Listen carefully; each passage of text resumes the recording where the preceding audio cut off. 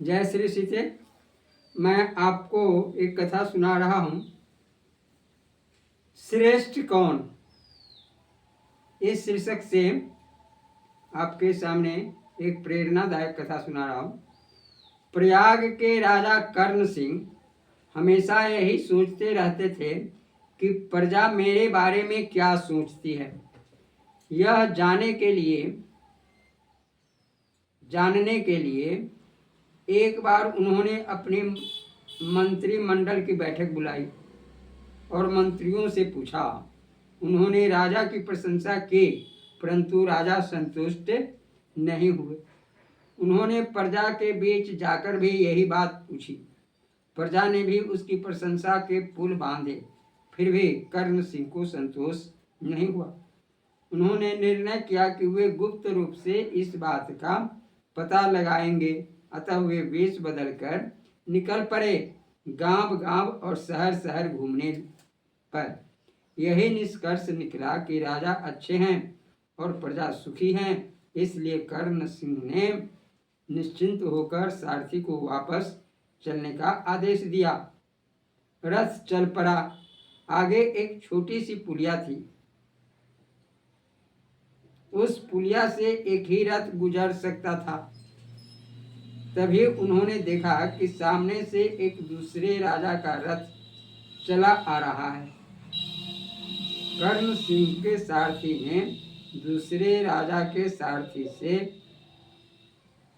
रथ आगे से हटाने को कहा, लेकिन दूसरे राजा का सारथी रथ हटाने को तैयार नहीं हुआ। दोनों सारथी अपनी अपनी जिद पर अड़े थे। कर्ण सिंह के सारथी ने कहा, यह महाराज कर्ण सिंह का रथ है, आप उनके लिए रास्ता छोड़ दीजिए।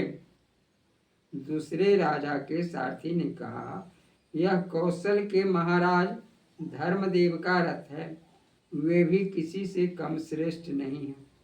दोनों राजा एक दूसरे को देखकर चुप थे। दूसरे सारथी ने पुनः कहा, तुम्हारे महाराज में ऐसा कौन सा गुण है जिससे तुम इन्हें सर्वश्रेष्ठ मानते हो? कर्ण सिंह का सारथी बोला, मेरे महाराज कर्ण सिंह भलाई का बदला भलाई से और बुराई का बदला बुराई से देते हैं।